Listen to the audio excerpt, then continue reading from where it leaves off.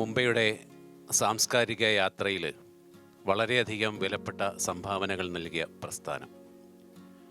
2005 തൊട്ട് മുംബൈയിൽ സ്ഥിരമായി ഗായകർക്ക് താങ്ങും തണലുമായി നിൽക്കുന്ന ഒരു പ്രസ്ഥാനം. അതോടൊപ്പം തന്നെ കേരള ഇൻ മുംബൈ മലയാളികളുടെ നേട്ടങ്ങളെ ആഘോഷിക്കുന്ന ഒരു മീഡിയ 2010 തൊട്ട് നമ്മളുടെ മലയാളികളുടെ ഇടയിൽ പ്രവർത്തിക്കുന്നു. ഈ രണ്ട് പ്രസ്ഥാനങ്ങളും ചേർന്ന് ഒരുക്കുന്ന ഒരു കുറച്ച് അസുലഭ മുഹൂർത്തങ്ങളാണ് നമുക്കിവിടെ ഇന്ന് കിട്ടാൻ പോകുന്നത്. അസുലഭമായ മുഹൂർത്തങ്ങളെന്ന് പറയുമ്പോൾ 70-ലും 80-ലും 90-കളിലും മുംബൈയുടെ സാംസ്കാരിക ചക്രവാളത്തെ തിളക്കി നിർത്തിയിരുന്ന കുറച്ച് പ്രതിഭകൾ എന്ന് പറയുമ്പോൾ വെറും ഒരു പ്രതിഭകൾ എന്ന് പറഞ്ഞാൽ അതിൻ്റെ തോത് എന്താവുമെന്ന് എനിക്കറിയില്ല. അവർ തന്നെയായിരുന്നു ഈ ചക്രവാളത്തിലെ ധ്രുവ നക്ഷത്രം. അങ്ങനെയുള്ള കുറേ പ്രതിഭകളെ നമ്മൾക്ക് ഇവിടെ ഒന്നിച്ച് കിട്ടിയിരിക്കുകയാണ്. നമുക്ക് ഓരോരുത്തരോടും അവരവരുടെ അനുഭവങ്ങളെപ്പറ്റിയും പുതിയ തലമുറയ്ക്കുള്ള സന്ദേശങ്ങളെപ്പറ്റിയും സംസാരിക്കേണ്ടതുണ്ട്. അവരുടെ കലാസപര്യക്കുള്ള ഒരു സമർപ്പണമായി ഈ പരിപാടിയെ നമുക്ക് കാണാം. എല്ലാ പ്രതിഭകളെയും ഏറെ മനസ്സോടെ, പൂർണ്ണമായ സന്തോഷത്തോടെ, ബഹുമാനത്തോടെ ഈ പരിപാടിയിലേക്ക് സ്വാഗതം ചെയ്യുന്നു.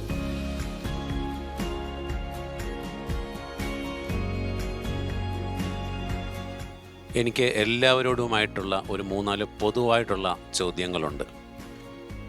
മുംബൈയിൽ കുറേ വർഷങ്ങളായി എല്ലാവരും എല്ലാ രംഗത്തും ഉജ്ജ്വലിച്ചു നിൽക്കുന്നു. ഇവിടെ എത്താനുണ്ടായ സാഹചര്യം, എപ്പോഴാണ് എത്തിയത്, കലാരംഗത്ത് പ്രവേശനം എങ്ങനെയായിരുന്നു? ഇത് ചെറുപ്പകാലം തൊട്ടേ ചെയ്തിരുന്നതാണോ, അത് മുംബൈയിൽ വന്നതിന് ശേഷം ഇത് ഈ രംഗത്തേക്ക് കടന്നു വന്നതാണോ? ആദ്യം തീർച്ചയായിട്ടും പ്രേംകുമാർ സാറാണ് അതിൻ്റെ ആൻസർ പറയേണ്ടത്. എല്ലാവർക്കും നമസ്കാരം. ആദ്യത്തെ ചോദ്യത്തിനുള്ള ഉത്തരം, ഞാൻ ബോംബെയിൽ വന്നത് 1978 ജൂൺ 27 വരാനുള്ള കാരണം എൻ്റെ അമ്മാവനാണ്, നാരായണ അമ്മാവൻ. അതായത് അമ്മാവൻ ഒരു പ്രാവശ്യം എൻ്റെ നാട് പയ്യന്നൂരാണ്, കണ്ണൂർ ജില്ലയിൽ. നാട്ടിൽ വന്നപ്പോൾ എൻ്റെ ഒരു പരിപാടി കണ്ടു, ഒരു ഗാനമേള. അപ്പോൾ അമ്മാവൻ വിചാരിച്ചു ഇവൻ നാട്ടിൽ നിന്നാൽ ശരിയാവില്ല, ഇവനെ ബോംബെയിലേക്ക് കൊണ്ടുപോകണം. അങ്ങനെ അമ്മാവൻ അച്ഛനും അമ്മയോടും പറഞ്ഞു. അപ്പോൾ അവർ പറഞ്ഞു ഓക്കെ, അവൻ അവിടെ എന്തെങ്കിലുമൊക്കെ ആവാൻ പറ്റുവാണെങ്കിൽ നല്ലത്. 78 ജൂൺ 27 ബോംബെയിലെത്തി. ഇപ്പോൾ കലാപ്രവർത്തനം 12ാമത്തെ വയസ്സ് മുതലേ ഉണ്ടായിരുന്നു, അല്ലാതെ ഇവിടെ വന്ന് തുടങ്ങിയതല്ല. പക്ഷേ ഇവിടെ വന്നിട്ട് ജോലിയല്ല ആദ്യം കിട്ടിയത്. ആദ്യം ചെയ്തത് ഒരു പരിപാടിയാണ്, ഒരു കഥാപ്രസംഗം. വി സാംബശിവൻ്റെ ഒഥല്ലോ എന്ന പ്രശസ്തമായ കഥാപ്രസംഗം ചെയ്യാനാണ് ആദ്യം അവസരം കിട്ടിയത്.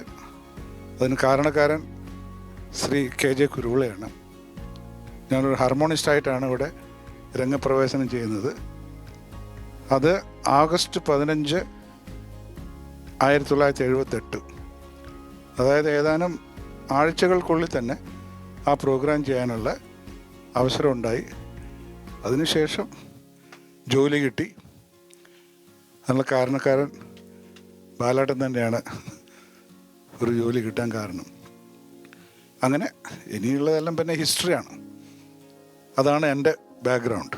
അടുത്തതായി എനിക്ക് ചോദിക്കാനുള്ളത് ഇതേ ചോദ്യങ്ങൾ തന്നെ ശ്രീ പരമേശ്വരൻ ബാലകൃഷ്ണൻ എന്ന ഒറിജിനൽ പേരിൽ, അതിനെക്കാട്ടിലും പുറമെ ബാലാജി, ബാലൻ തൃപ്പൂണിത്തറ എന്നൊക്കെ അറിയപ്പെടുന്ന താങ്കളോടാണ് ഇതേ ചോദ്യം തന്നെയാണ്.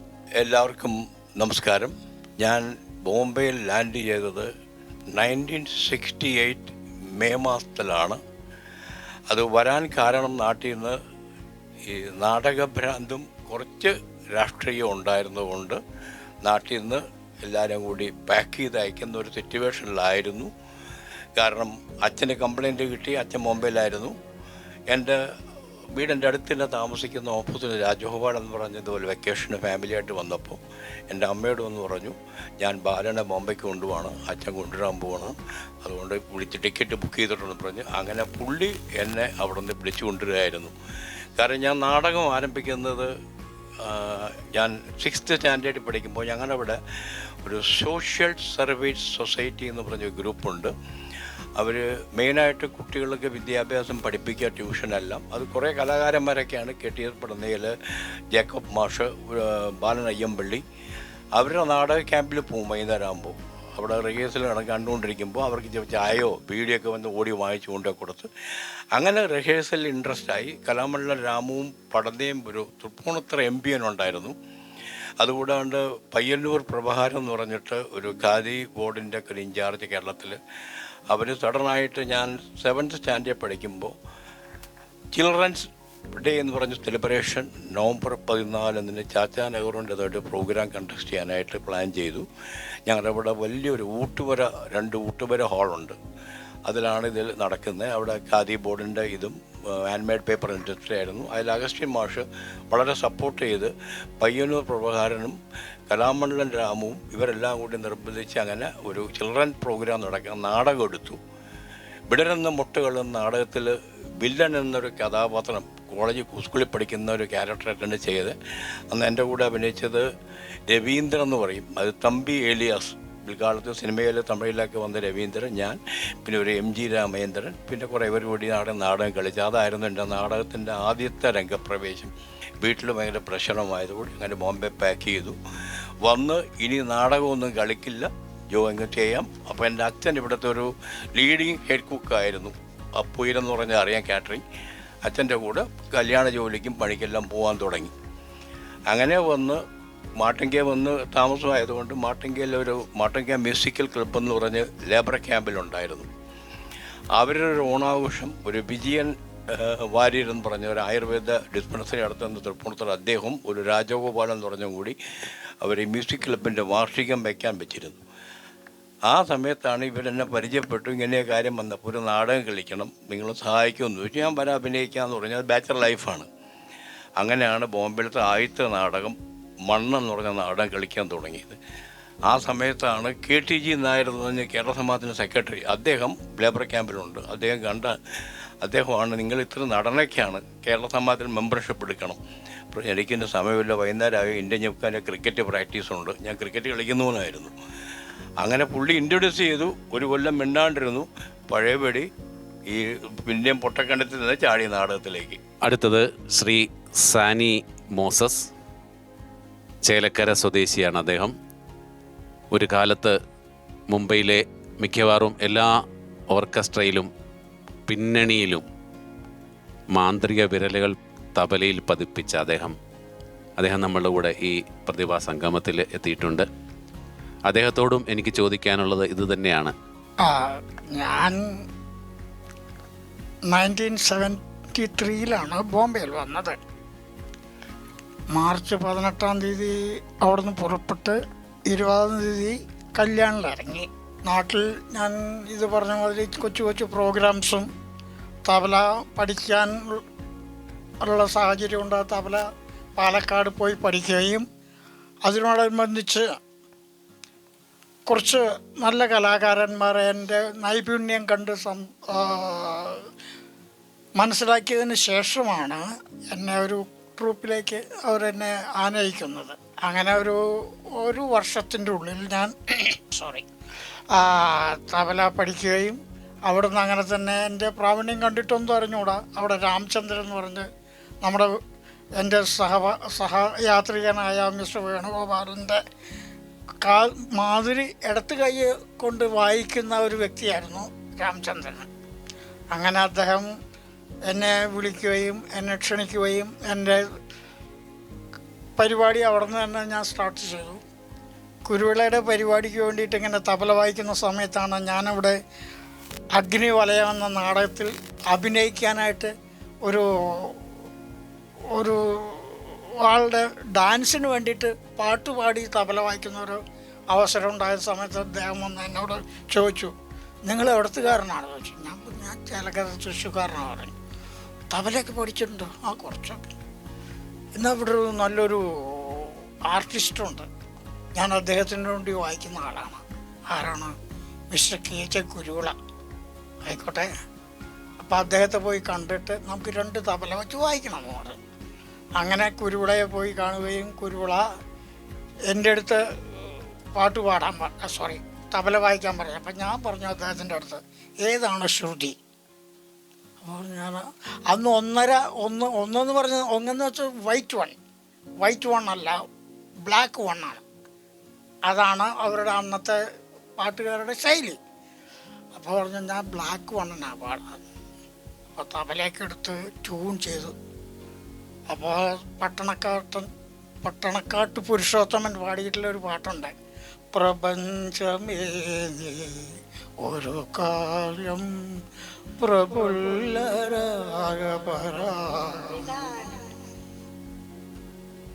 എനിക്ക് വേർഡ്സ് അറിയില്ല, മറന്നുപോയി. അങ്ങനെ ഞാൻ അതുകൊണ്ട് വായിച്ചു. പരിപാടി കഴിഞ്ഞു, അല്ല പാട്ട് ഇതെല്ലാം കഴിഞ്ഞതിന് ശേഷം കുരുവിള ഒരു വാക്ക് പറഞ്ഞു, താളവും ശ്രുതിയും അറിയുന്ന ഒരു തബലക്കാരനെ എനിക്ക് കിട്ടിയെന്നല്ല.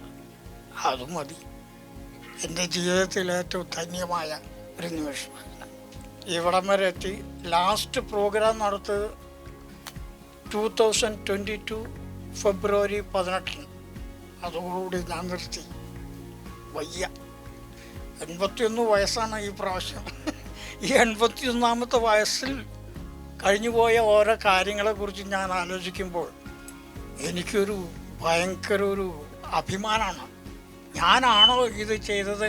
ഇല്ല, അത് ഞങ്ങൾക്കാണ് അഭിമാനം. അല്ല, എനിക്ക് തീർച്ചയായിട്ടും 81 വയസ്സിലും ഞങ്ങൾ താങ്കളുടെയൊക്കെ നിങ്ങളുടെ എല്ലാവരുടെയും നേട്ടങ്ങൾ ആഘോഷിക്കുമ്പോൾ ഓരോ മലയാളിക്കുമാണ് അഭിമാനം.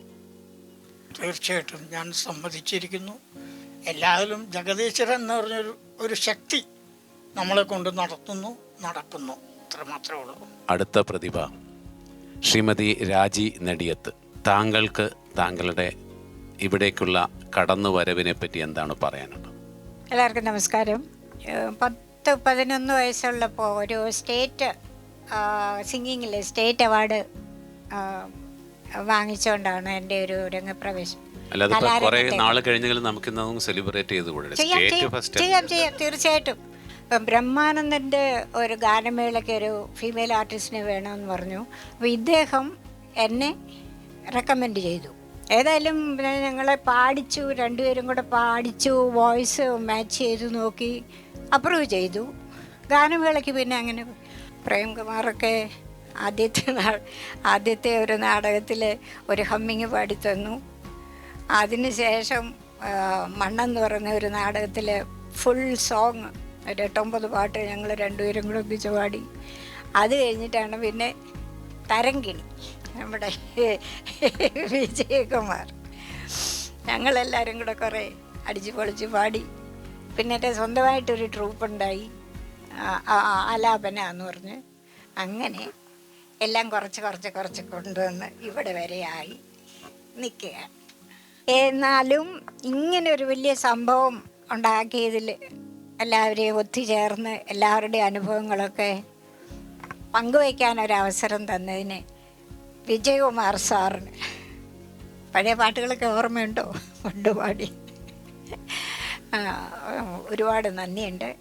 പിന്നെ ഇവരെല്ലാവരും ഒരുപാട് വർഷങ്ങൾ അന്ന് മുതൽ ഞങ്ങൾ ഒന്നിച്ചാണ് വർക്ക് ചെയ്തുകൊണ്ടിരുന്നത്. എല്ലാവരെയും ഒന്നിച്ച് കാണാനും എല്ലാവരുടെയും ഇടയ്ക്ക് വന്നിരുന്ന് ഇതുപോലെ സംസാരിക്കാനും ഒക്കെ അവസരം കിട്ടിയതിൽ വലിയൊരു ഭാഗ്യമായിട്ട് ഞാൻ കണക്കാക്കുന്നു.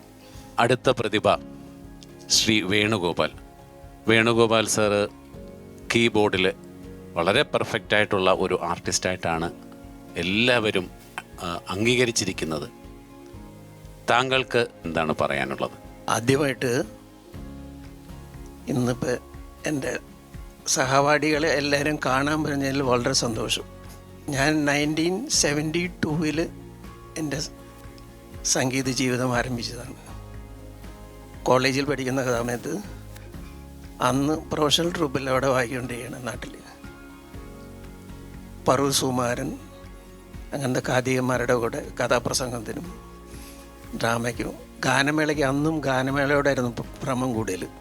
വീട്ടിൽ വന്നതോടുകൂടി അച്ഛൻ്റെ രൂപമൊക്കെ അങ്ങ് മാറി. ഉടനെ ചേട്ടന്മാരെ വിളിച്ച് പറഞ്ഞു, ഇവനെ ഇവിടുന്ന് കൊണ്ടുപോക്കോ, അല്ലെങ്കിൽ ഇവൻ അലപലാതിയായി പോകും എന്ന് പറഞ്ഞുകൊണ്ട് ചേട്ടന്മാരെയൊക്കെ വിളിച്ച് പറഞ്ഞു. അങ്ങനെ അവിടുന്ന് നാട്ടിൽ നിന്ന് സ്ഥലം വിട്ടു, പൂനെയിലോട്ട് വന്നു. വരാൻ നേരത്തെ ഞാൻ എൻ്റെ ഹാർമോണിയം എടുത്തു വെച്ചു. അപ്പം അച്ഛൻ ചോദിച്ചു, ഇതെങ്ങോട്ടാ? ഞാൻ പറഞ്ഞു, പരിപാടിക്കല്ല, ഇത് വെറുതെ വീട്ടിലിരിക്കുമ്പോൾ ഒന്ന് ജസ്റ്റ് ഒന്ന് വായിക്കാൻ വേണ്ടിയിട്ട് കൊണ്ടുവന്നാന്ന് പറഞ്ഞോണ്ട്. അപ്പോൾ പുള്ളി പോട്ടെ, പരിപാടിക്കൊന്നും പോകണ്ട, വേണമെങ്കിൽ വീട്ടിലിരുന്ന് വായിക്കാനാണെങ്കിൽ കൊണ്ടുപോകുമെന്ന് പറഞ്ഞു. അങ്ങനെ അവർ ഹാർമോണിയമായിട്ട് പൂനെയിൽ വന്നു. പൂനെയിൽ വന്നതിൻ്റെ നെക്സ്റ്റ് ഡേ എൻ്റെ ചേട്ടനും ചേട്ടത്തിയും ഒക്കെ CDOയിൽ ജോലി ചെയ്യുന്നു.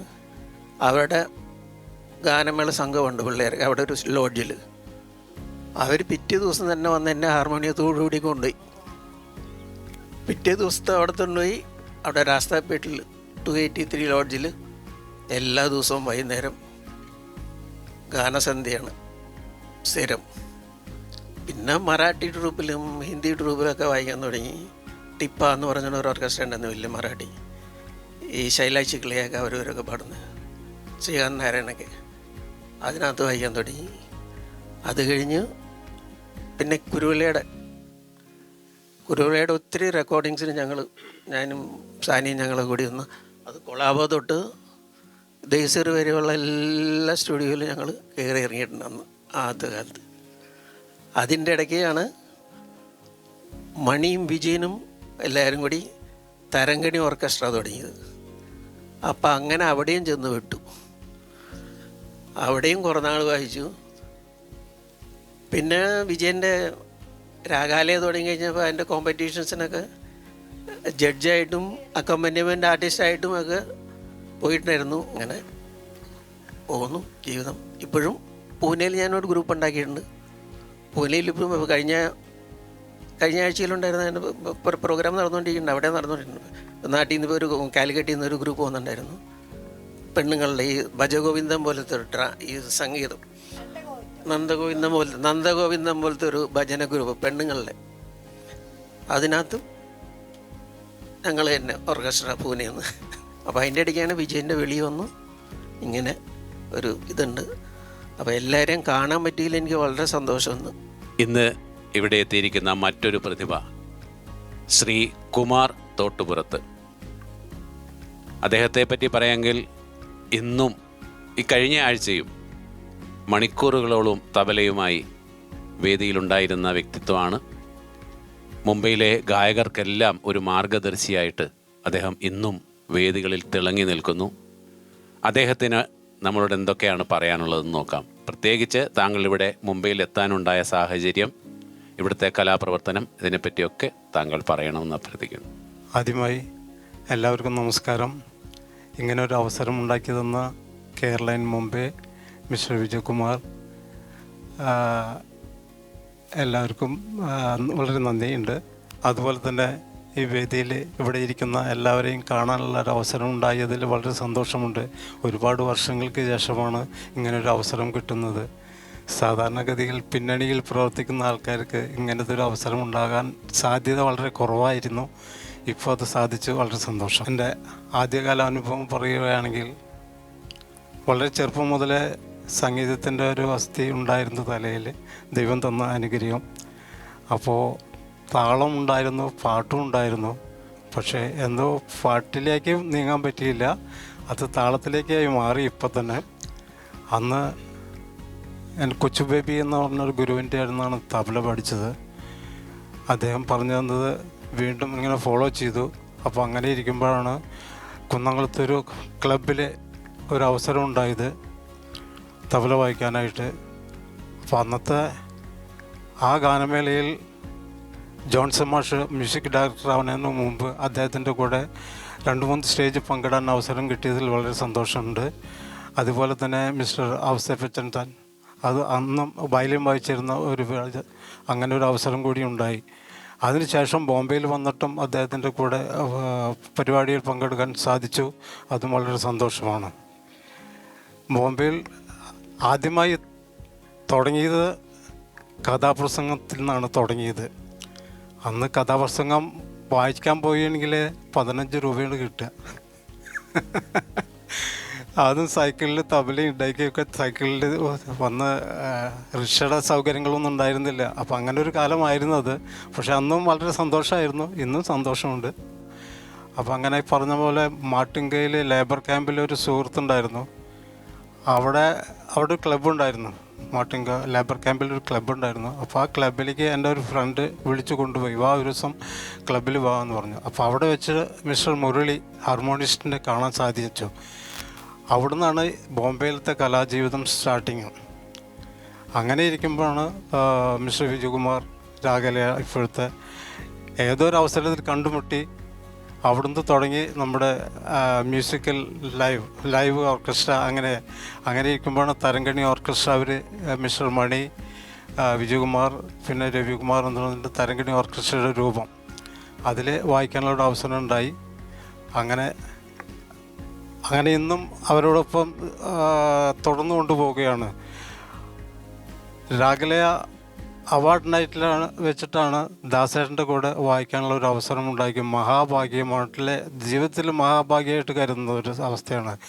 പിന്നെ പി ലീല, എസ് ജാനകി, മധു ബാലകൃഷ്ണൻ, ചിത്ര, അങ്ങനെ ഒരുവിധം പ്ലേബാക്ക് സിംഗേഴ്സിനോടൊപ്പം വായിക്കാനുള്ള അവസരം ശ്രീ രാഗലയ ത്രൂ ആണ് ഉണ്ടായത്.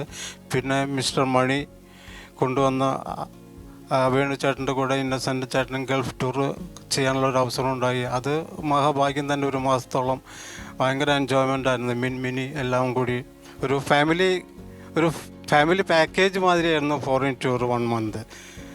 അപ്പോൾ അങ്ങനെ ഒരുപാട് അനുഭവങ്ങളുണ്ട്. എൻ്റെ ആഗ്രഹം ഒന്നുകൂടി പറയുകയാണെങ്കിൽ ടിൽ ദ എൻഡ് എനിക്ക് മ്യൂസിക് വായിക്കണം എന്നാണ്, മ്യൂസിക് എന്നാണ് എൻ്റെ ആഗ്രഹം. That's all. Thank you very much. നിങ്ങളുടെ കലാപ്രവർത്തനങ്ങളുടെ ഇടയ്ക്ക് ഓർമ്മിച്ച് വയ്ക്കാവുന്ന, ഇന്നും നിങ്ങൾ സന്തോഷിക്കുന്ന, അല്ലെങ്കിൽ നിങ്ങൾക്കതിനെ ഓർമ്മയിൽ ഇപ്പോഴും നിലനിൽക്കുന്ന നിരവധി സന്ദർഭങ്ങൾ ഉണ്ടായി കാണും. അതൊന്ന് വെളിപ്പെടുത്തിയാൽ നമുക്ക് വലിയ സന്തോഷമാകും. ശ്രീ ഇപ്പോൾ ചോദിച്ച ചോദ്യത്തിന് എനിക്ക് പെട്ടെന്നൊരു ഓർമ്മ വന്നത് വർഷങ്ങൾക്ക് മുമ്പ്, 40 വർഷങ്ങൾക്ക് മുമ്പ് മാട്ടുങ്ക വിശ്വേശ്വരയ്യർ ഹാളിൽ നടന്ന ഒരു സംഭവമാണ്. വേറെ ആർക്കുമല്ല, നമ്മുടെ കൂടെയുള്ള സാനിച്ചായൻ്റെ കാര്യം തന്നെയാണ്. വളരെ രസകരമായ ഒരു കാര്യമാണ്. അത് ഇവിടെ പറയാൻ ഞാൻ ആഗ്രഹിക്കുന്നു. കുരുവിളണ്ണൻ്റെ ഗാനമേള വിശ്വേശ്വരയ്യർ മാട്ടുങ്കയിൽ ഗാനമേള തുടങ്ങി. ഒരു പാട്ട് കഴിഞ്ഞു. രണ്ടാമത്തെ പാട്ട് കുരുവിളന്നു സാനിച്ചായനെ നോക്കി റൈറ്റ് സൈഡിലേക്ക്. അപ്പോൾ ഒരു ചെറിയൊരു സ്റ്റൂളിലായിരിക്കണേ, ഒരു ചെറിയ റൗണ്ട്. അപ്പോൾ കുരുവിൾ പറഞ്ഞു, ചോദിച്ചാൽ അത് മാറ്റിക്കോ, വേറെ കസേര ഇട്ടിരുന്നു. ചോദിച്ചപ്പോൾ നോ പ്രോബ്ലം. പാട്ട് തുടങ്ങി. അണ്ണം കുരുവിള പാടാൻ തുടങ്ങി. പല്ലവി കഴിഞ്ഞ് അനുപല്ലവി ആകുമ്പോഴേക്ക് നോക്കുമ്പോൾ തബലീസിനെ കാണാനില്ല. തബലീസ് പുറകോട്ട് വീണു, താഴെ വീണു. അണ്ണം പാട്ട് നിർത്തി. എന്നിട്ടും ചായ ഉണ്ടല്ലോ, ഒരു കുഴപ്പമില്ല, നോ പ്രോബ്ലം. വീണ്ടും അതിനകത്ത് തന്നെ കയറിയിരുന്നു. അപ്പം അണ്ണൻ പറഞ്ഞോ, പ്ലീസ് അതൊന്ന് മാറ്റാൻ സമ്മതിക്കത്തില്ല. അവിടെ തന്നെ ഇരുന്നു. എന്നാ അവിടെ ഇരിക്കേ, ബാക്കി പാട്ട് പാടി. പക്ഷെ അതിലും രസം അടുത്ത പാട്ടിൽ വീണ്ടും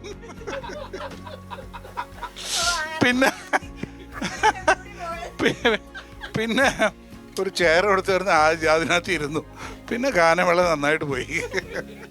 അതാണ് സാനിച്ചായൻ, വിട്ടുകൊടുക്കത്തില്ല.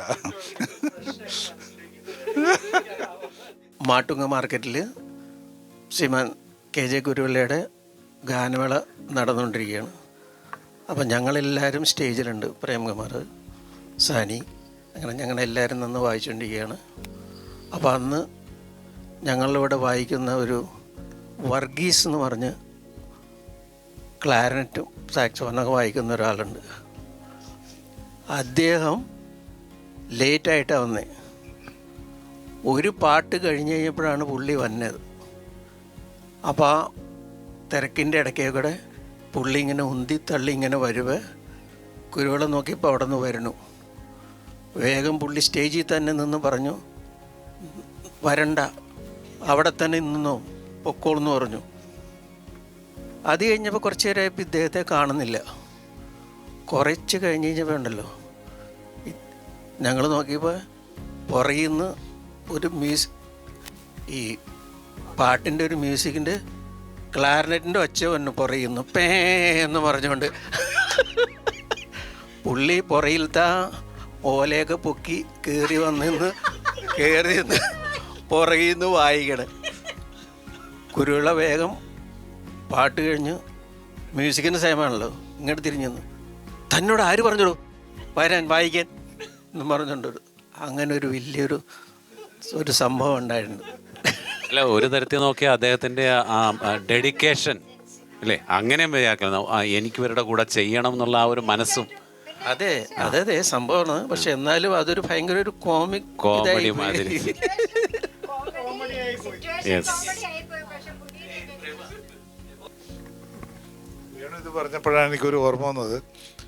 നമ്മുടെ എല്ലാവരുടെയും കൂടെ സീനിയർ മോസ്റ്റ് ആയിട്ടുള്ള മറ്റൊരു കീബോർഡിസ്റ്റാണ് ശ്രീ ത്യാഗരാജൻ. പുള്ളി ആദ്യം ഗിറ്റാറിസ്റ്റ് ആയിരുന്നു, അത് കഴിഞ്ഞിട്ടാണ് പിന്നെ കീബോർഡിലേക്ക് വന്നത്. ഡ്രംബ് ഉണ്ടായിരുന്നു, പക്ഷെ മെയിനായിട്ട് ഗിറ്റാറും കീബോർഡും. വിക്രോളി പാർക്ക് സൈറ്റിൻ്റെ അവിടെ ഒരു ഗാനമേള നടക്കുക. അത് ഞാൻ അന്ന് അവിടെ കാണിയായിട്ടാണ്. ത്യാഗരാജനാണ് കണ്ടക്ട് ചെയ്യണത്. അപ്പോൾ ത്യാഗരാജൻ എന്ന് വെച്ചാൽ മ്യൂസിക് എല്ലാവർക്കും പറഞ്ഞു കൊടുക്കും, എന്താണ് വായിക്കേണ്ടത്, ഇന്ന ബാറിലിത്, ഇന്ന ബാറിലിത്, ഇതിപ്പോൾ അതെല്ലാം പറഞ്ഞു കൊടുക്കും. നല്ല റിഹേഴ്സലും ചെയ്യും, കംപ്ലീറ്റ് നൊട്ടേഷനൊക്കെ റെഡിയാണ്. ഒരു പാട്ട് കിടന്നുകൊണ്ടിരിക്കുകയാണ്. ഇപ്പോൾ ത്യാഗു കീബോർഡിലാണ്, ഗിറ്റാർ വായിച്ചില്ല പുള്ളി, അന്ന് കീബോർഡ് മാത്രം. ഒരു പാട്ട് നടന്നുകൊണ്ടിരിക്കുകയാണ്. ആ സമയത്ത് ഇടയ്ക്കുള്ള മ്യൂസിക്കിൻ്റെ സമയമായി. അപ്പം ത്യാഗുവിനെ കാണാനില്ല. പാട്ടുകാരൻ നോക്കുക എവിടെ പോയി, മ്യൂസിക്കൊന്നും കേൾക്കുന്നില്ല. അപ്പം ത്യാഗു ഈ ടേബിളിന് താഴെയുള്ള കണക്ഷനൊക്കെ പോയി, കീബോർഡിൽ ശബ്ദമില്ല. അത് ശരിയാക്കാൻ വേണ്ടി താഴെ കുത്തിയിരിക്കുക. പാട്ട് നിന്നിട്ട് ത്യാഗു റീസ്റ്റാർട്ട്. അത് കഴിഞ്ഞിട്ടില്ല. അവിടെ തബല വായിക്കുന്നത് സാനിച്ചായനല്ല, ഒരു ഉദയാണ്. പാട്ട് തുടങ്ങി, തബല തെറ്റിച്ചു. അപ്പോൾ ത്യാഗു സ്റ്റോപ്പ് റീസ്റ്റാർട്ട്. വീണ്ടും പാട്ട് അപ്പടിയല്ലേ, അന്ത് താളം അപ്പടിയല്ലേ, ഇങ്ങോട്ട് അന്ത് മാതിരി വരണം, റീസ്റ്റാർട്ട്. ഇങ്ങനെ പല സംഭവങ്ങളും ബോംബെയിൽ നടക്കാറുണ്ട്. നാടകത്തിൻ്റെ ഇതേപോലെ ഒരു അനുഭവം എനിക്കുണ്ടായി. ചെമ്പൂർ ഫൈനാൻസ് ഹാളിൽ അത്യുന്നതങ്ങൾ ദൈവത്തിൻ്റെ സ്തുതി എന്ന് പറഞ്ഞ് സുനയന ആർട്സ് ക്ലബിൻ്റെ നാടകം ചെയ്യുകയാണ്. ഓപ്പണിംഗ് സീൻ വന്ന് ക്രിസ്മസ് സെലിബ്രേഷനാണ്, ക്രിസ്മസിൻ്റെ ലീവിൻ്റെ രാത്രിയുടെ സെലിബ്രേഷനാണ്. കോമ്പിനേഷൻ ഞാനും എൻ്റെ ഭാര്യയായിട്ട് ഇപ്പോൾ ഈയിടെ നമ്മളെ വിട്ടുപിരിഞ്ഞ മേരി പോളുമായിരുന്നു. അത്യുഗ്രമ സ്റ്റെറ്റൊക്കെ ഇട്ടൊക്കെയാണ് നാടകം പഴിഞ്ഞേക്കണ. മേരി പോളും ഞാൻ കാണുമ്പോൾ രംഗത്തുണ്ട്. ചെല്ലുമ്പോൾ അവിടെ സോഫയില്ല, ടീപ്പോയല്ല, ഒരു സാധനവും ഇല്ല. ഇവിടെ കയറി എന്തിരിക്കുമെന്ന് പറഞ്ഞ് ആ സമയത്ത് ഒരു ഇമ്പ്രൂവൈസ് ചെയ്തിട്ട് വെള്ളമടിച്ച് വരുന്ന സീനാണ് ക്രിസ്മസിൻ്റെ. എന്തൊക്കെയാണ് പറഞ്ഞതെന്ന് എനിക്കും അറിയില്ല. ജനം മുഴുവൻ കയ്യടി. കുറേ കഴിഞ്ഞപ്പോഴേക്കും ചെറിയാനാണ് അതിൻ്റെ ഡയറക്റ്റ് ചെയ്ത്. കുറേ കഴിഞ്ഞപ്പോഴേക്കും മെറക്കോൻ്റെ ആൾക്കാർ സോഫയും കീപ്പും എല്ലാം കൊണ്ട് നാച്ചുറലായിട്ട് കൊണ്ടെടുത്തു.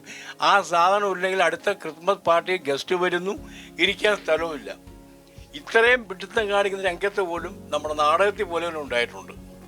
നാടകത്തിൻ്റെ കാര്യം പറഞ്ഞപ്പോൾ ഒരു കാര്യം കൂടെ പറയാതിരിക്കാൻ വയ്യ. അപ്പോൾ ഈ കന്നഡയൊന്നും പണ്ടില്ലല്ലോ, കന്നഡ അതൊന്നുമില്ല, കന്നഡയൊന്നുമില്ല. ഇത് 2 സ്റ്റേജിൽ 2 ഡിഫറെൻറ്റ് ക്യാരക്ടേഴ്സ്, ഒരു സ്ത്രീയാണ്, ഞാൻ പേര് പറയത്തില്ല, മറ്റേത് പുരുഷൻ. ഞാൻ വീണ്ടും പറയുന്നത് കണ്ണടയില്ല. നാടകം തുടങ്ങിയിട്ട് ഈ ലേഡി അവരുടെ രംഗം കഴിഞ്ഞ് ബാക്ക് സ്റ്റേജിലേക്ക് പോയി. പണ്ടൊന്നും ഇവരൊന്നും ഡയലോഗ് പഠിക്കില്ലല്ലോ, ഡയലോഗ് പഠിച്ചിട്ട് നാടകം ചെയ്യില്ല. അവരുടെ രംഗം കഴിഞ്ഞ് കഴിഞ്ഞാൽ ബാക്ക് സ്റ്റേജിൽ പോയിട്ട് സ്ക്രിപ്റ്റ് നോക്കും. സ്ക്രിപ്റ്റ് നോക്കണമെങ്കിൽ കണ്ണാടി വേണം. പ്രായമായവരെ അത് പഠിച്ചിട്ട് വീണ്ടും വരും, അടുത്ത രംഗത്ത് കയറാനുള്ളതാ. അപ്പോൾ സ്റ്റേജിലോട്ട് കയറാൻ സമയമായി. സ്ക്രിപ്റ്റ് അവിടെ വെച്ചു, കണ്ണട ഇട്ടുകൊണ്ട് രംഗത്ത് വന്നു.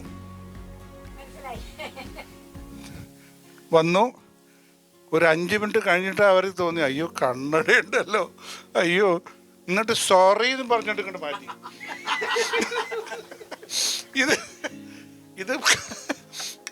ഇത് കംപ്ലീറ്റ് പബ്ലിക് കാണുക. അപ്പോൾ രാജാപ്പാർട്ട് ഇങ്ങനെ രംഗത്ത് വരുവാണ്. പുള്ളി വീട്ടിൽ നിന്ന് വന്നപ്പോൾ ഷൂ ഒക്കെ ഇട്ടുകൊണ്ട് വന്നു.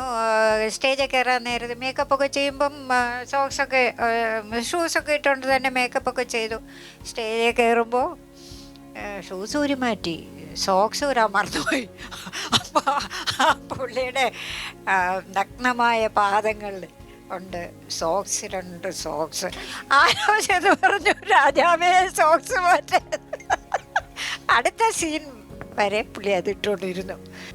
അതായത് ഡോംബിവില്ലിലും നല്ല നാടകം, കവിത തിയേറ്റേഴ്സ് എന്ന് പറഞ്ഞാൽ നല്ല കഴിവും പ്രഗത്ഭരുമായിട്ടുള്ള നാടകം നടത്തിയത്. അപ്പോൾ അദ്ദേഹത്തിൻ്റെ നാടകത്തിൽ അഭിനയിക്കാനൊരു രാജേന്ദ്രൻ എന്ന് പറഞ്ഞൊരു പാർട്ടിയുണ്ട് അവിടെ ഡോംബിവില്ലുള്ള. പുള്ളി ടൈയും കോട്ടും പാൻറ്റും ഇതെല്ലാം ഇട്ട് സ്റ്റേജിലേക്ക് വരുന്നുണ്ട്. ഇരിക്കുന്നത് മറ്റേ സാൻഡക്ക് ചപ്പലുണ്ടല്ലോ, അതായിട്ടിരിക്കുന്നത്. അതിൻ്റെ എല്ലാം പ്രൗഢി കാണിക്കാനൊരു ഷൂസ് ഇടണം, എന്നാലേ ആ ഇതിൻ്റെ ഒരു വാല്യുള്ളൂ. അത് ആരും ശ്രദ്ധിച്ചിട്ടില്ല. അപ്പം ഞങ്ങളുടെ ഒപ്പം ഗിറ്റാർ വായിക്കുന്ന കുഞ്ഞുമോനുണ്ട്. അദ്ദേഹം മറ്റേ ഇവിടെ BPL നിന്ന് റിട്ടയർഡായിട്ടുള്ള ഒരു വ്യക്തിയാണ്. അപ്പം അദ്ദേഹം ഒരു കാച്ച് എൻ്റെ അടുത്ത് ഇങ്ങനെ ഗിറ്റാറിൻ്റെ തല വെച്ചിട്ട് ഇത് നോക്കി പുള്ളി വന്നിരിക്കുന്നുണ്ടല്ലേ, എല്ലാവിധ ബഹുമതകളും കൂടി ചെരുപ്പിട്ട് വന്നിരിക്കുന്നു. അങ്ങനെയുള്ള അനുഭവങ്ങളൊക്കെ ഉണ്ടായിട്ടുണ്ടെന്ന് പറയാണ്.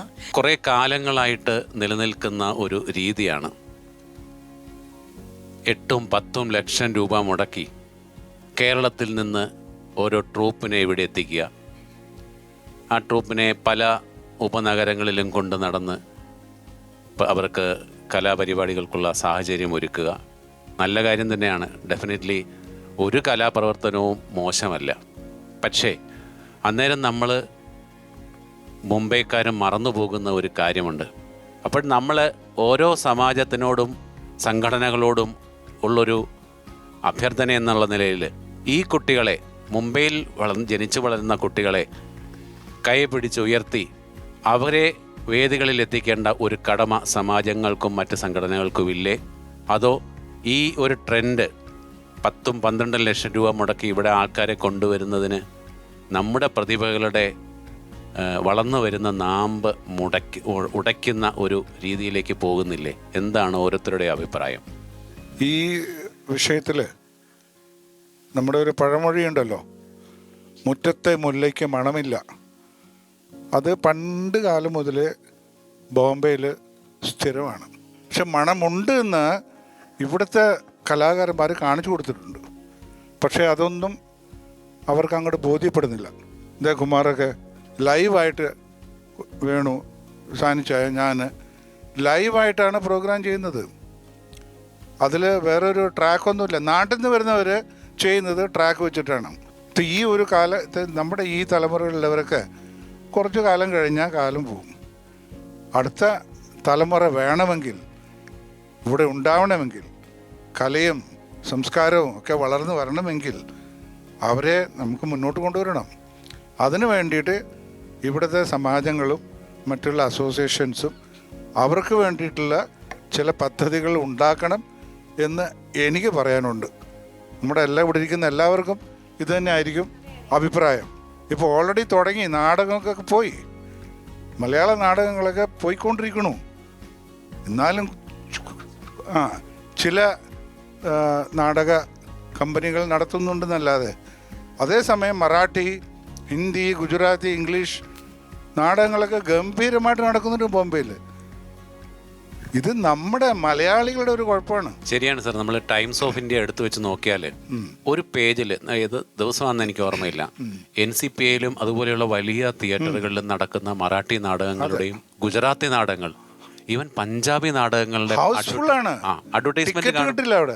അഡ്വർടൈസ്മെന്റ് കാണുമ്പോൾ നമുക്കൊരു മനസ്സിൽ തോന്നും, ഇത് എന്തുകൊണ്ട് നമ്മുടെ ഒരു നാടകം അവിടേക്ക് വരുന്നില്ല. എക്സാക്ട്ലി. കാരണം 79 വരെ ബോംബെയിൽ കേരളത്തിൽ നിന്നുള്ള നാടക ഗ്രൂപ്പുകളാണ് നാടകം കൊണ്ടുവന്നുകൊണ്ടിരുന്നത്. അത് ബുക്ക് ചെയ്യാൻ കുറേ ഏജൻസികളെ ഉണ്ടായിരുന്നു. അവർ ബുക്ക് ചെയ്ത് കഴിഞ്ഞാൽ പല ഭാഗത്തേക്കും ഈ ഗ്രൂപ്പിനെ കൊണ്ടുപോയി അവരത് കമ്മീഷൻ വാങ്ങിച്ചുകൊണ്ടിരുന്നു. അതിനു മുമ്പ് വരെ കൊല്ലത്തിൽ ഒരിക്കൽ വരുന്നത് കലാനിലയം കൃഷ്ണനായരുടെ നാടകമായിരുന്നു. കോത്തമ്പോളത്തിൻ ഗ്രൗണ്ട് മാട്ടിങ്കയിലായിരുന്നു, പിന്നെ നബ്ബോ ഹാളിലായിരുന്നു. അത് ആ നാടകം വേറെയായിരുന്നു. ഗുജറാത്തി നാടകം ആദ്യത്തെ കാലഘട്ടം കോമഡി നാടകമായിരുന്നു. അതേ നാടകം ഇപ്പോൾ ഏറ്റവും വലിയ സീരിയസ് പ്ലേ ഗുജറാത്തി പ്ലേ ആണ്. പിന്നെ അടുത്ത് മറാഠി, ഹിന്ദി, ഇംഗ്ലീഷ്. പിന്നെ നമ്മുടെ ഒരാളും ആ നാടകം കാണാൻ പോകുന്നില്ല. നമ്മുടെ കലാകാരന്മാർ പോയാലേ അറിയാൻ പറ്റുള്ളൂ. ആ ഒരു ഇമ്പ്രൂവ്മെൻറ്റ് കിടക്കുന്നില്ല. പഴയ പേടി ഇപ്പോൾ ബോംബെ മലയാള നാടകരകം അവസാനിച്ചുകൊണ്ടിരിക്കുകയാണ്. ശ്വാസം വെളുത്തി കിടക്കുന്ന സംഭവമാണത്. ഞങ്ങളൊക്കെ വന്ന സമയത്ത് ബോംബെ വന്നല്ലോ എന്നുള്ള സന്തോഷമായിരുന്നു. ഇത് നാട്ടിൽ നടക്കാത്ത കാര്യങ്ങൾ എവിടെ നടക്കുന്നത്. സുന്ദരമായ സമയമായിരുന്നത്. ഇന്ന് അതൊക്കെ പോയി. ഇന്ന് ക്യാപ്സ്യൂളിലാണ്. ഇപ്പോൾ സമയത്തിൻ്റെ പ്രോഗ്രാം ഓണസദ്യ മാത്രമേ ഉള്ളൂ, ഓണാഘോഷം. നിങ്ങളൊക്കെ ഈ നിലയിലെത്തിയത് സ്വന്തം കഷ്ടപ്പാട് കൊണ്ട് എത്തിയതാണ്. പക്ഷേ ഇതിനൊക്കെ പുറമെ കുറേ കഷ്ടപ്പാടുകളും സങ്കടങ്ങളും കാര്യങ്ങൾ അതിനെപ്പറ്റി പറഞ്ഞാൽ കൊള്ളാം. ശ്രീ സാനി മോസസ്. എനിക്ക് ഏറ്റവും സങ്കടകരമായിട്ടുള്ള കാര്യം ഉണ്ടായിരുന്നത്, ഞാൻ പുതിയതായിട്ടൊരു തബല വാങ്ങിച്ചു. തബല വാങ്ങിച്ചതിന് ശേഷം നമ്മുടെ മുളുണ്ട് ഉമാ രാധാകൃഷ്ണൻ എന്ന് പറയുന്ന ഒരു ലേഡി പാടുന്നുണ്ടായിരുന്നു കുരുവിളിയുടെ അടുത്ത്. അപ്പം ഞാൻ എന്ത് ചെയ്തു, നേരത്തെ പോയി തബലയൊക്കെ ട്യൂൺ ചെയ്ത് എല്ലാം വൃത്തിയാക്കി വെച്ച്, അപ്പോൾ സമയത്ത് അവരുടെ റൂമിൽ ഫാനുണ്ടായിരുന്നു. ഫാനൊക്കെ ഓഫാക്കി ഞാനങ്ങ് പോന്നു. തിരിച്ചു വന്ന സമയത്ത് തബല 2 ഇതായി കിടക്കുന്നു, 2 പീസായിപ്പോയി തോല്. എനിക്ക് വലിയ സങ്കടമായി. രാധാകൃഷ്ണൻ പറഞ്ഞു, കുഴപ്പമില്ല, ഗുരുവിളടുത്ത് പറഞ്ഞിട്ട് നമുക്ക് ശരിയാക്കാമെന്ന് പറഞ്ഞു. ഒന്നും ശരിയാകുമെന്ന് അറിയില്ല, എങ്കിലും അദ്ദേഹം വളരെ വയലൻ്റായിരുന്നു. അവിടെ സ്വാമി എന്ന് പറയുന്ന ദാദറിൽ ഒരു തബല വിൽക്കുന്ന ഒരു പാർട്ടിയുണ്ട്. അപ്പോൾ അവിടെ പോയിട്ട് ഒരു സെറ്റ് തബല വാങ്ങിച്ചു കൊണ്ടുവന്ന് എനിക്ക് വായിക്കാൻ തന്നു. എൻ്റെ മനസ്സിൽ ഇന്നും മായാതെ കിടക്കുന്ന ഒരു ദുഃഖ സന്ദർഭമാണ്. ഇന്ന് ഞാൻ സൂക്ഷിച്ചിരിക്കുക. ശ്രീമതി രാജി.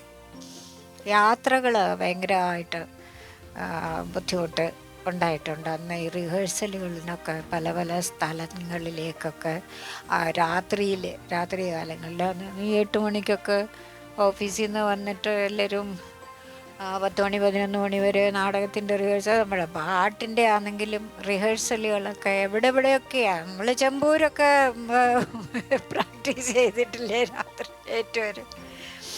യാത്രകൾ വലിയ ബുദ്ധിമുട്ട് ഉണ്ടായിട്ടുണ്ട്. ശ്രീ വേണുഗോപാൽ. ഒരിക്കൽ ഞങ്ങൾക്ക് ബറോഡയിൽ ഒരു പ്രോഗ്രാം ഉണ്ടായിരുന്നു. അത് പോകാനായിട്ട് ഞങ്ങളെല്ലാം റെഡിയായിട്ട് അന്ന് ട്രെയിനിനാണ് പോണത്. അന്ന് റെയിൽ ഫ്രാക്ചർ. ഞങ്ങൾ അവരെ വിളിച്ച് ചോദിച്ചു, എന്ത് ചെയ്യണം, ട്രെയിനില്ല, ഇവിടുന്ന് വണ്ടി പിടിച്ച് വരണമെങ്കിൽ പൈസ തരണ്ടേ അവർ, അല്ലെങ്കിൽ തന്നെ പേശിക്കൊണ്ടിരിക്കുന്നവരാ. വേറെ ടെമ്പോ ട്രാവൽ ചെയ്ത് ഞങ്ങൾ ഇവിടുന്ന് പോയി. അവരുടെ ഓഫീസിൽ ചെന്ന ഉടനെ അവർ പാട്ടുകാരൊക്കെ റെഡിയാണ് റിഹേഴ്സൽ ചെയ്യാൻ. ഞങ്ങളാണെങ്കിൽ ഉറങ്ങിയിട്ടേ ഇല്ല. ഒരാളിന് അതിനകത്തൊരു നല്ലൊരു മനുഷ്യനുണ്ടായിരുന്നു പാട്ടുകാരൻ. അയാൾക്ക് അവിടെ ഒരു വലിയ വീട്. അയാൾ ഞങ്ങളെ പറഞ്ഞു, നിങ്ങൾ വരൂ എന്ന് പറഞ്ഞ് പുള്ളിയുടെ വീട്ടിൽ കൊണ്ടുപോയി. അവിടെ ചെന്നു കുളിച്ചു എല്ലാം കഴിഞ്ഞ് കഴിയുമ്പോഴത്തേക്കും ഉണ്ടല്ലോ ഉറക്കം തൂങ്ങാണ്. പരിപാടിക്ക് എങ്ങനെ ചെയ്യണത്, ഉറക്കം തൂങ്ങി ഇങ്ങനെ തൂങ്ങി പോണേ. അപ്പോൾ സാനി ഇടയ്ക്കിടയ്ക്ക് അവിടെ നിന്ന് വിളിച്ചു പറയും, വേണു നോ വേണു വേണു എന്ന് പറഞ്ഞ് വിളിച്ചു പറയും. അങ്ങനത്തെ ഒരു ബാഡ് എക്സ്പീരിയൻസ് എനിക്ക് ഉണ്ടായിട്ടുണ്ട്. വളരെ വർഷങ്ങളായിട്ട് നാടകരംഗത്ത് എന്തെങ്കിലും ഒന്ന് രണ്ട് ഉദാഹരണങ്ങൾ? ആദ്യമായിട്ട് എനിക്കുണ്ടായ അനുഭവം എൻ്റെ കുടുംബത്തിൽ നിന്ന് തന്നെയാണ്. നാടക റിഹേഴ്സൽ ചെയ്യുന്നു, ഞങ്ങൾ പരേലിൽ ആണ് നാടക റിഹേഴ്സൽ ചെയ്യുന്നത്. അന്ന് എൻ്റെ വൈഫ് ക്യാരിങ് ആണ്, രണ്ടാമത്തെ മോളെ. റിഹേഴ്സലിൽ ഡെയിലി പോവും. നടി വളരെ ദൂരത്തുനിന്ന് വരുന്ന നടിയാണ്, എൻ്റെ കോമ്പിനേഷൻ അഭിനയിക്കുന്ന ഇത്. 3 ദിവസത്തെ റിഹേഴ്സലിൽ അവർ വന്നില്ല, വേറെ എങ്ങനെ നാടകം കളിക്കാൻ പോയി. ഇത് തേഴ്സ്ഡേ, സാറ്റർഡേ നാടകം. ഞാനിതുപോലെ തേഴ്സ്ഡേ വീട്ടിൽ വന്നിട്ടാണെന്ന് പറയില്ല. വീട്ടിൽ വന്നപ്പോൾ ഭാര്യ ക്യാരിങ് അപ്പോൾ ഡോക്ടറെ അടുത്ത് പോകണമെന്ന് പറഞ്ഞു.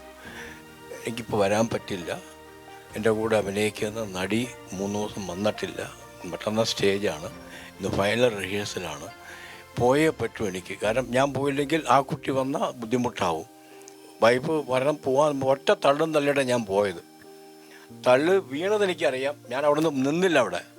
പക്ഷേ അവിടെ ചെന്ന് റിഹേഴ്സൽ ക്യാമ്പിൽ ചെന്ന് കഴിഞ്ഞപ്പോൾ നടി വന്നില്ല. Just imagine, serious of the play.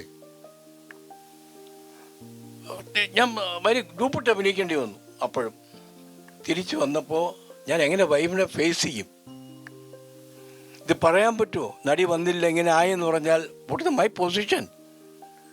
എൻ്റെ ജീവിതത്തിൽ മറക്കാത്തൊരു ഇൻസിഡൻ്റ് അതാണ്. എനിക്ക് ശ്രീ പ്രേംകുമാർ സാറിനോടാണ് ചോദിക്കേണ്ടത്. തിയേറ്ററിൻ്റെ മിക്ക നാടകങ്ങളും ഞാൻ തന്നെ സംഗീതം ചെയ്യാറ്. അപ്പോൾ ആ തിയേറ്റർ പേര് ഞാൻ പറയുന്നില്ല, ഒരു നാടകം സെലക്ട് ചെയ്തു, നാടകം തീരുമാനിച്ചു. എനിക്ക് ബുക്ക് തന്നു ഡയറക്ടർ, മ്യൂസിക്കൊക്കെ നോട്ട് ചെയ്യാൻ പറഞ്ഞു. ഞാൻ നോട്ട് ചെയ്തു. റിഹേഴ്സലും തുടങ്ങി. നാടകം അവതരിപ്പിക്കാനുള്ള ദിവസം എത്തി. തലേ ദിവസം ഫൈനൽ റിഹേഴ്സൽ. അപ്പോൾ എനിക്കന്ന് ഭയങ്കര പനി. ഡോക്ടർ പറഞ്ഞു ഒരാഴ്ച റെസ്റ്റ് എടുത്തോളൂ എന്ന് പറഞ്ഞു. ഞാൻ പറഞ്ഞു സാറേ എനിക്ക് നാളെ നാടകമുണ്ട്. No no no no no you will not do any നാടകം. പനിയാണെങ്കിൽ ഞാൻ അറ്റൻഡ് ചെയ്യും. അവളും പറഞ്ഞു പോണ്ട ചേട്ടാ. പക്ഷേ എനിക്കത് ഇരിപ്പ് വന്നില്ല. ഞാൻ കീബോർഡ് എടുത്ത് ഒരു 18 കിലോമീറ്റർ ദൂരെയുള്ള റിഹേഴ്സൽ സെൻറ്ററിലേക്ക് പോയി. വലിയൊരു സ്കൂളിൻ്റെ റൂമിലാണ് റിഹേഴ്സൽ. ഞാൻ കീബോർഡായിട്ട് അവിടെ വെയിറ്റ് ചെയ്തു. ആരെങ്കിലൊക്കെ വരുമായിരിക്കും, നാളെ നാടകമാണ്. കുറച്ച് കഴിയുമ്പോൾ ഈ അടച്ചിരിക്കുന്ന റൂമിൽ നിന്ന് ശബ്ദം കേൾക്കുന്നു. അപ്പോൾ ഞാൻ നോക്കുമ്പോൾ ജനലും വാതിലൊക്കെ അടച്ചിരിക്കുകയാണ്, റിഹേഴ്സൽ നടന്നുകൊണ്ടിരിക്കുക. ഞാൻ ജനൽ തുറന്ന് ആരോ കണ്ടു. റിഹേഴ്സൽ സ്റ്റോപ്പായി. കുറച്ച് നേരം അടക്കം പറച്ചിലായിരുന്നു. കുറച്ച് കഴിഞ്ഞ് വാതിൽ തുറന്നു. ആ പ്രേം വരൂ വരൂ എന്ന് പറഞ്ഞു. ഞാൻ അകത്ത് പോകുമ്പോഴേക്കും ആക്ച്വലി റിഹേഴ്സൽ നടക്കുന്നില്ല. അവരെന്ത് ചെയ്തു, തലേ ദിവസം നാട്ടിൽ നിന്ന് ഈ നാടകത്തിൻ്റെ മ്യൂസിക് കൊണ്ടുവന്നു. എന്നിട്ട് അത് വെച്ചിട്ട് റിഹേഴ്സൽ ചെയ്യണം. പക്ഷെ ഒന്നും ശരിയാവുന്നില്ല. ഞാൻ പറഞ്ഞു എനിക്ക് പനിയാണ്, ഞാൻ തിരിച്ചു പോയിക്കോളാം, നിങ്ങൾ നാടകം ചെയ്യൂ.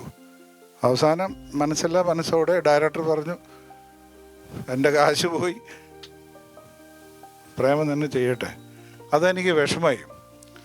അതായത് ഇങ്ങനെ ഒരു കാര്യം അവർക്ക് മനസ്സിലുണ്ടെങ്കിൽ എന്നോട് പറയാമായിരുന്നു, ഇങ്ങനെ ട്രൈ ചെയ്യുന്നുണ്ട്, അതുകൊണ്ട് പ്രേം വരണ്ടെന്ന് പറഞ്ഞാൽ ഞാൻ റെസ്റ്റ് എടുത്തന്നെ. പക്ഷേ എൻ്റെ കടമ ഞാൻ ചെയ്തു. പക്ഷേ ആ വേദന, ആ മുള്ളുകൊണ്ട ഒരു വേദന പോലെ അതിപ്പോഴും കിടപ്പുണ്ട്. ശ്രീ കുമാർ തോട്ടുപുറത്ത്, ഈ കലാരംഗത്ത് തന്നെ ഒരുപാട് പ്രയാസങ്ങൾ ഉണ്ടായിട്ടുള്ള സാഹചര്യങ്ങളുണ്ട്. പ്രത്യേകിച്ച് യാത്രകൾ, ഒരുപാട് സ്ട്രഗിൾ ചെയ്തിട്ടാണ് ഈ ലെവൽ വരെ എത്തിയത്. അന്നത്തെ കാലത്ത് എന്ന് വെച്ചിട്ടുണ്ടെങ്കിൽ നല്ല സോഫാറിൽ താമസിക്കുന്ന സമയമാണ്. ഇവിടെ ആ സമയത്തൊക്കെ പ്രോഗ്രാം തുടങ്ങുന്നത് തന്നെ 11 മണി 12 മണിക്കായിരിക്കും. അപ്പോൾ അന്നത്തെ രാത്രി ചിലപ്പോൾ മിക്കവാറും റെയിൽവേ സ്റ്റേഷനിലായിരിക്കും സാധ്യത. അല്ലെങ്കിൽ ലാസ്റ്റ് വണ്ടി പിടിച്ചിട്ട് പോയിട്ടുണ്ടെങ്കിൽ അവിടെ റിക്ഷ കിട്ടാനും ബുദ്ധിമുട്ട്. അങ്ങനെ ഒരു 1.5 കിലോമീറ്റർ ഈ തവല 2 ബാഗും തൂക്കി നടക്കേണ്ടതായിട്ടുള്ള പ്രയാസങ്ങളുണ്ട്. പലപ്പോഴും സംഭവിച്ചിട്ടുണ്ട് അങ്ങനെ. അതൊരു വലിയ വിഷമമുള്ള കാര്യം തന്നെയാണ്. അന്നത്തെ കാലത്ത് ഒരു ട്രെൻഡായിട്ട് ആ ഒരു വലിയ കാര്യമായിട്ട് എടുത്തില്ല. അത്രയും ഇൻട്രസ്റ്റ് ഉള്ള കാരണം സംഗീതത്തിൽ. അതൊരു അനുഭവം. പിന്നെ ഒരു അനുഭവം ഉള്ളത് സാക്കിനാക്കയിൽ സിറിയക് സൈമൻ്റെ ഒരു പ്രോഗ്രാം വെച്ചിട്ടുണ്ടായിരുന്നു. ഒരു പാർട്ടി, ഒരു രാംദാസ് എന്താ പറഞ്ഞിട്ട്. അപ്പോൾ അവിടെ സാക്കിനാക്ക ആ ഗ്രൗണ്ടിൽ എന്നും കറണ്ട് പോവല്ല, കറണ്ട് കളയും. അങ്ങനെ പ്രോഗ്രാം അതിഗംഭീരമായിട്ട് 2-4 പാട്ട് കഴിഞ്ഞ് വിടുമ്പോൾ ആദ്യത്തെ കറണ്ട് പോയി. പിന്നെ വീണ്ടും അത് പെട്ടെന്ന് വന്നു. വീണ്ടും 2-4 പാട്ട് കഴിഞ്ഞപ്പോൾ വീണ്ടും കറണ്ട് പോയി. പിന്നെ ജനം പിന്നെ ഇളകി. ഇങ്ങനെ നടക്കില്ല. അപ്പോൾ പ്രേംദാസനാണെങ്കിൽ അവനൊന്നും അറിയില്ല ഇതിനെപ്പറ്റി. ജനങ്ങൾ കല്ലെടുത്തെറിയാൻ തുടങ്ങി, കസേര വലിച്ചെറിയാൻ തുടങ്ങി. അപ്പോൾ നിങ്ങൾ പ്രോഗ്രാം നിർത്തി. ഞാൻ ഫാമിലിയായിട്ട് പോയിട്ടുണ്ടായിരുന്നു, മക്കളും ഉണ്ടായിരുന്നു. അപ്പോൾ അവിടുത്തെ വേറെ പാർട്ടികൾ നിങ്ങൾ വിട്ടോളൂ, ഇനി പ്രോഗ്രാം നടക്കാൻ പോകണില്ല. അപ്പോൾ തവലയും തോട്ടിയിട്ട് ഞാൻ പെട്ടെന്ന് അവിടെ നിന്ന് പോന്നു. അന്ന് പൈസയും വാങ്ങിക്കാൻ തന്നില്ല. അങ്ങനെ ആ പ്രോഗ്രാം അവിടെ കൊളായി പോയി. അത് അങ്ങനെ ഒരു അനുഭവം, ബാഡായിട്ടുള്ള ഒരു അനുഭവമുണ്ട്. ഇനിയും അനുഭവങ്ങളുണ്ട്, പക്ഷെ എല്ലാം കൂടി ഇവിടെ പറയേണ്ട സാഹചര്യമില്ല. ബോംബെയിൽ വളരെ കാലമായിട്ട് സംഗീത രംഗത്തും നാടകരംഗത്തും അഭിനയിച്ച ഞങ്ങളെപ്പോലുള്ള കുറേ കലാകാരന്മാരെയും കലാകാരികളെയും രാഗലയ വിജയകുമാറിൻ്റെ നേതൃത്വത്തിൽ ഞങ്ങളൊക്കെ സംഘടിപ്പിച്ച് ഒരു ചെറിയ ഇൻ്റർവ്യൂ മാറി ഒരു നല്ലൊരു പ്രോഗ്രാം ഞങ്ങളെയൊക്കെ എൻകറേജ് ചെയ്യാനും ഉറങ്ങിക്കിടന്ന് ഞങ്ങളെയൊക്കെ ഒന്ന് എണീപ്പിക്കാൻ കൊണ്ടൊന്നും അതിന് പ്രത്യേകിച്ച് ഞങ്ങൾ ചോദ്യങ്ങളും വിജയകുമാർ ശ്രീകുമാറിന് പ്രത്യേകിച്ച് വിജയനും ഇവർക്കെല്ലാവർക്കും ഞങ്ങളെല്ലാവരും ചേർന്ന് നന്ദിയും കടപ്പാടും നമസ്കാരവും. ജഗദീശ്വരൻ എല്ലാവർക്കും നല്ലത് വരട്ടെ എന്ന് ഞാൻ പ്രാർത്ഥിക്കുന്നു. ഇന്നത്തെ ഈ ഞങ്ങളുടെ ഇൻ്റർവ്യൂയും മറ്റുള്ള കാര്യങ്ങളും ഞങ്ങളുടെ എന്താ പറയുക ചേഷ്ടകൾ, ഗോഷ്ഠികൾ, അഭിനയങ്ങൾ, പാട്ടുകളെല്ലാം ഞങ്ങൾ ഷൂട്ട് ചെയ്ത് നാളെ ജനങ്ങളുടെ മുമ്പിൽ എത്തിക്കാൻ ഞങ്ങളെ സഹായിച്ച മാളൂട്ടിക്ക് പ്രത്യേകിച്ച് ഞങ്ങളുടെ എല്ലാവരുടെയും നന്ദി രേഖപ്പെടുത്തുന്നു. വളരെ അസുലഭമായ മുഹൂർത്തങ്ങളാണ് നിങ്ങൾ ഓരോരുത്തരും തന്നത്. ഈ രംഗത്ത് ഇനിയും കൂടുതൽ പ്രവർത്തിക്കാനായിട്ട് ഈ മുഹൂർത്തങ്ങൾ ഞങ്ങൾക്ക് തീർച്ചയായിട്ടും പ്രചോദനം നൽകും. എപ്പോഴും മാർഗദർശനത്തിനായി നിങ്ങളുണ്ടാവണം എല്ലാവരും. ശ്രീ സാനി മോസസ്, ശ്രീ കുമാർ, ശ്രീ വേണുഗോപാൽ, ശ്രീ ബാലേട്ടനിങ്ങനെ ബാലാജി എന്ന് വിളിക്കുന്നത് തെറ്റൊന്നും തോന്നരുത്. അങ്ങനെ ഷോർട്ട് വിളിച്ച് കേട്ട് പരിചയം അതാണ്. പ്രേംകുമാർ സർ, രാജി മാഡം, എല്ലാവർക്കും ഹൃദയം നിറഞ്ഞ നന്ദി. എങ്ങനെയാണ് ആ സന്തോഷം പ്രകടിപ്പിക്കേണ്ടതെന്ന് അറിയില്ല. ഒപ്പം ഇങ്ങനെ ഒരു വേദി ഉണ്ടാക്കാൻ 2 ദിവസമായി ശരിക്കും ശ്രീ വിജയേട്ടനും വൈഷ്ണവിയും ശരിക്കും കഷ്ടപ്പെട്ടിട്ടുണ്ട്. അവർക്ക് രാഗലയുടെ ആളെന്നുള്ള രീതി നന്ദി പറയുന്നത് ശരിയല്ല, എങ്കിലും ആ ഒരു കഷ്ടപ്പാടിനെ റെക്കഗ്നൈസ് ചെയ്യണം. എല്ലാവർക്കും ഹൃദയം നിറഞ്ഞ നന്ദി ഒന്നുകൂടി രേഖപ്പെടുത്തുന്നു. നമസ്കാരം.